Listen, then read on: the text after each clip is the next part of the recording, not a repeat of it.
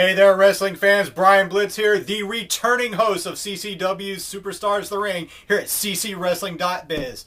All right, we're going to get started just a little bit, off the kilter a bit with Frankie. He, I don't know about that guy sometimes, but he's got a very special guest this week, and his guest is none other than Shooter McGee. Now, as you know, recently Shooter McGee had a little bit of a, I dare say, temper, and kind of took out his emotions on Rock and Roll Chris Turner. And I think he stated in the past before that he feels really bad about it. So he's going to be talking with Frankie this week on exactly what that situation entails. And of course, no doubt, Frankie's going to have his own input as well too. So without further ado, take it away, Frank.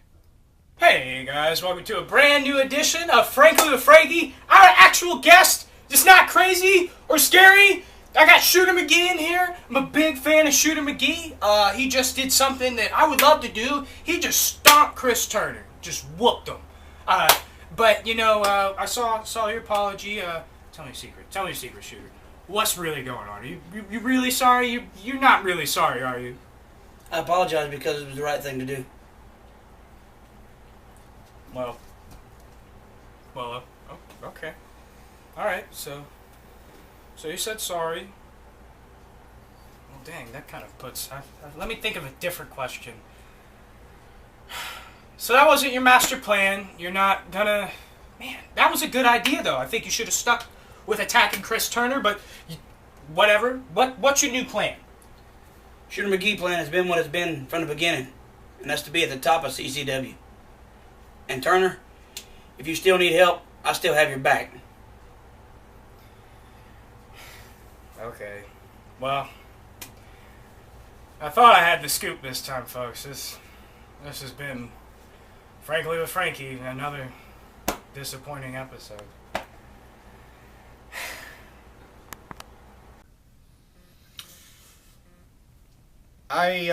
I'm never one to question anybody's sincerity at all, and I've known Shooter McGee since he started in this industry, and he's always been on the up and up. So, got to take a man at his word, and he wants to mend fences with Rock and Roll Chris Turner, and why shouldn't he? It was an oversight on his part. He's a hell of a good athlete, and I want to see he and Chris Turner work towards this and move on in the future, and I think he is. And well, Frankie, as far as you go, my friend, I have a full show. On that note, let's go ahead and move on to this week's match. Ladies and gentlemen, as you know, CCW has enacted a program over the last several years called their open door policy. And it's not something that, the management really wants, for the wrestlers to come in and talk or anything like that. But it's more or less where outside talent comes into CCW rings and gives us a chance to see what they have to offer. And, of course, this week is definitely no different, where we see two young men that have come in from around the country. And, excuse me a moment. Forgive me for this. We're going to see this week's action as we're going to see Hunter Mako and J2 Strongly battle each other in what is no doubt going to be a phenomenal match. So without further ado, once again, let's go to the action.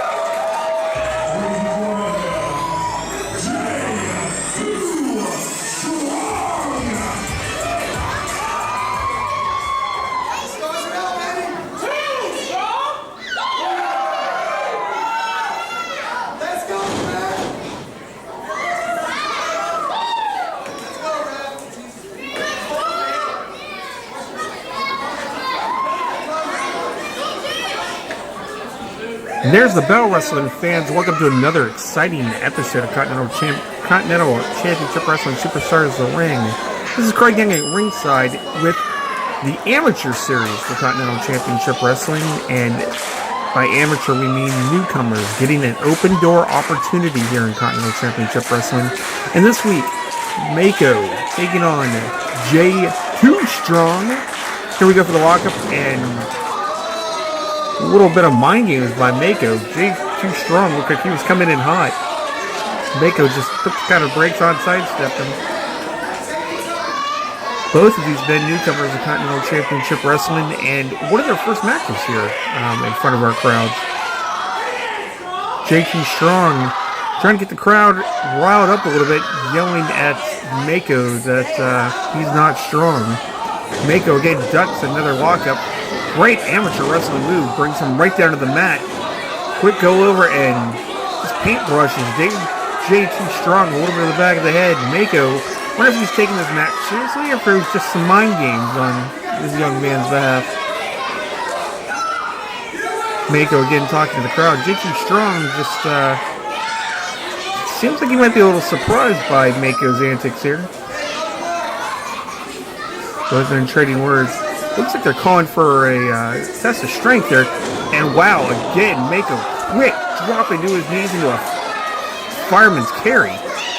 Right to that armbar, and he's putting a lot of pressure on that arm, and could be torquing up a little bit more on the shoulder, but I think he's showing off more to the crowd.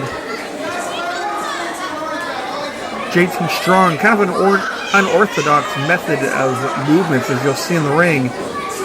Coming back up to his feet, trying to get some of that pressure off of his arm. Wow, Mako just dissecting Jay Too Strong here. Getting a lot of pressure back to the shoulder, got him down to the knees, brings him back up. Mako definitely has the weight advantage. A lot of amateur wrestling style from Mako. Mako seems very confident and sure in the ring. Again, talking to the crowd. That headlock is very deep in there. Referee Brian Blitz, again, checking out just to make sure it doesn't turn into anything more. Jay Too Strong back to his feet. Brings in a couple more punches to the gut. He's trying to get Mako to the ropes, but Mako very well aware of the situation. That upper body strength really comes into play as Mako is just torquing away on Jay Too Strong's neck. Again, some more punches, and Strong gets him to the ropes, but Mako does not let go. Brings him right back to the middle of the ring. Still locking in that headlock. And then reverses it just to switch arms.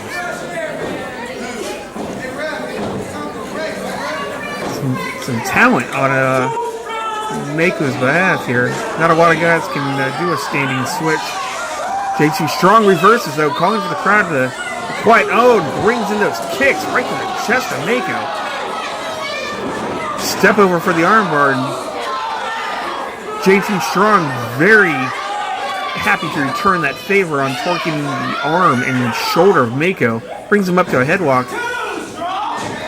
And then locking on that headlock. Kind of switching, dropping down to a knee and coming back up. Reverses into a hammerlock. Mako trying to get to a rope here. Mako reverses to a hammerlock of his own. Float over. Looks like he's trying to get him back into a headlock. Jay Too Strong, though, trying to reverse out. And oh, quick exploder suplex with a bridge. Wow, only got a 2 count out of it. That was sudden. And as we watch Mako in the ring, you're going to notice he hits certain moves and his actions are sharp. They're fast. Not to be, too much of a pun intention, but he does act and move like he's shark in that ring. Quick, sudden, and will take you right out. Just as we see right there, I've been shoulder blocked. Just put Jay Too Strong right on his neck and head. Mako to the ropes, pancake. Weak frog by Jay Too Strong into a hip toss. Jay Too Strong with a beautiful drop kick with double leg first to extend. Mako quickly rolled out of the ring, trying to catch some breath as well as stop the momentum of Jay Too Strong here. Some incredible action we're seeing from these two newcomers. CCW's open door policy. Now, if you're a professional wrestler in the Florida, Georgia, Southeast hell, anywhere in the world, send us a tape. You may be featured on one of our upcoming events.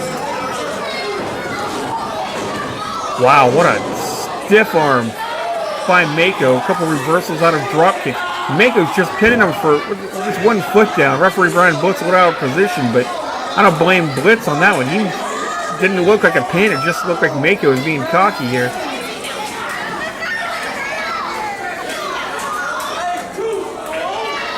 Mako bringing JT Strong back up to his feet. Again, just hooks him by the head. There's no wasted effort here. Mako setting up. Beautiful snap suplex. JT Strong is in a lot of trouble here. Strong trying to get to the ropes. Might be trying to escape. Mako with a pin. Does not cover the leg. Just put that one arm across his face. That always works 50-50. You'd want the leverage from hooking the leg. However, it still hurts to kick out of that move and somebody's got their arm bridge right across their face. And Mako taking advantage of the situation as he's just balancing himself on the neck and head of JT Strong, whose chin and throat are draped over that bottom rope. And again, Mako goes right back to the jaw, just using those ropes for leverage, driving his foot, sliding himself and JT Strong across that canvas. That hurts on both sides of your body. As I stated, no wasted effort from Mako. Mako pulling JT Strong right off the mat. Going to bring him into the corner here. Looks like he was thinking about whipping him the ropes. So he's going to whip him across the ring here. JT Strong in a dire situation. Mako took a little bit too much time, misses the splash, bounces his head right off that top turnbuckle. JT Strong with a clothesline and a second one. JT Strong riling up here. Beautiful reverse neck breaker. Just got a lot of torque in the air on that one. Only got a 2 according to Brian Blitz, and Mako's a little worse for wear, but JT Strong's a little surprised that Mako kicked out of that. I think Mako might be regretting taking JT Strong as fast as he can. JT Strong reverses and rolls over Mako to his back, puts him into a modified submission hold here. Didn't keep it locked on though. Mako he could have gotten at least another couple seconds out of that. JT Strong elbow. Now we got a kick out at 2. I mean, they're dangerously close to the rope, so let's go back to that. He had a great submission move, just wrenching on the head and neck and decided to let it go. You know, watching JT Strong here, very unorthodox movements, the way he moves across the ring, the way he hits those ropes, as we see here. Oh! Turned inside out on that clothesline. I was going to reference JT Strong. Got a 2 out of it. Almost took his head off. Mako almost took his head off with that clothesline. To say just the unorthodox movements of JT Strong reminds me of a veteran Thunderbolt Patterson or Ernie Ladd, maybe Bobo Brazil, the way he bounced across the ring. Wow, look at the show of strength by Mako into a gutbuster and just tosses him. Carried him around that ring though. JT Strong easily weighs a little north of 200 pounds. Mako is in firm control of this match, just tossing JT Strong across this ring. Strong brings it back up the top and raking his eyes across the top rope. Referee Brian Blitz letting it go. Mako bouncing JT Strong's face right across that top turnbuckle, just adding emphasis after raking his eyes across that top rope. Mako getting nonchalant cover here. I don't even think he got 2 on that one. Blitz said 2. Looked more like a 1.5. Mako again bringing JT Strong, grabbing him by the nose. Actually brings him, just grabbing his body to bring him up. Looks like he was going for a belly-to-back suplex. JT Strong reversed out and went right to a sleeper hold. Brian Blitz is right in there. Strong looks like he's got the sleeper hold on, but from our vantage point, it looks like it's just a little bit too much over into the side of the head as opposed to full on for the sleeper, and Mako was able to break out of it. JT Strong went to kick his head off. Mako ducked it, turned it into a belly-to-back. dropped him right on the back of his head. Every Brian Blitz said too, and look at both men, both Brian Blitz and Mako looking at each other in disbelief. Again, only a 2 count. Mako was starting to get obviously a little frustrated by this. Just kicking Jason Strong around the ring, and decides to put a boot right to the knee. Looks like he's stepped right on the kidneys, and he is right on the kidneys and the lower back of Jason Strong. Now Mako is just trying to systematically brings him up for a wheelbarrow. Front face powerbomb. Mako reverses over. We get 1, 2, and go! Just a shade away from 3. Even Mako again can't believe it. It's in the face of Brian Blitz, and that had to be a 3 count. Very, very close. What a beautiful move. Okay, Mako's saying this is it. He's going to go up to the top turnbuckle. I'm not so sure if that's the smartest move. Taking way too much time to get up there also. Mako has been a lot faster in this match. Gave too much time here to Jason Strong. Just got back into his feet. Just peppering Mako with those rights. Jason Strong looking for the crowd's attention here. Goes to the top rope, and we could be setting up for from the top rope, a big superplex. Both men, though, feeling the effects. Both men go down. Jason Strong way out of position, trying to get a pin. Not even able to capitalize out of that incredible impact off that move. Jason Strong trying to inch and crawl his way over to Mako. Mako rolling, trying to get to the ropes. Maybe trying to get out of the ring, get another chance to catch some breath.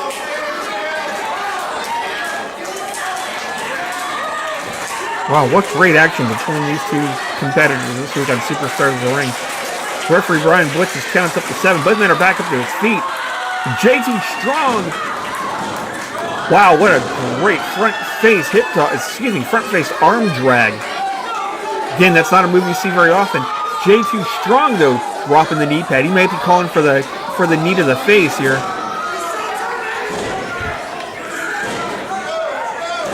Seems like he's tuning up the band. Mako may not know where he's at here. Oh, he hit him right in the jaw. He's going to go for it again here. He's going to bring up the knee. No, Mako caught him. Mako caught him in midair. Beautiful belly-to-belly suplex. And he just tossed JT Strong across that ring. Strong bounced his head off the bottom turnbuckle. Great flight. Bad landing. And again, bad positioning for a pin here. Mako now stomping on the arm that just grabbed the ropes. Mako's obviously showing his frustration, but the strength of Mako on display. What an amazing belly-to-belly suplex. And just caught him after having his jaw rock with that knee. Mako again bringing Jason Strong into the corner. Bring those shoulders deep within the gut here. Mako should be looking at putting him away instead of talking and pandering to the crowd. Another big knee right to the gut. Almost he might be setting it for a bullet. Whoa! JT Strong with a last-ditch reversal just brought Mako's jaw right across that top turnbuckle. Mako runs out of the corner. JT Strong just got both of those knees into the top turnbuckle. And wow, what a spear by Mako. It cut him in half. And again, goes to the pin, bringing that arm right in front. Referee Brian Blitz counts 3. Wow, what a big win for the superstar Mako. We could be on the cusp of seeing some big things from this superstar. Great effort by both of these men. But your winner, Mako.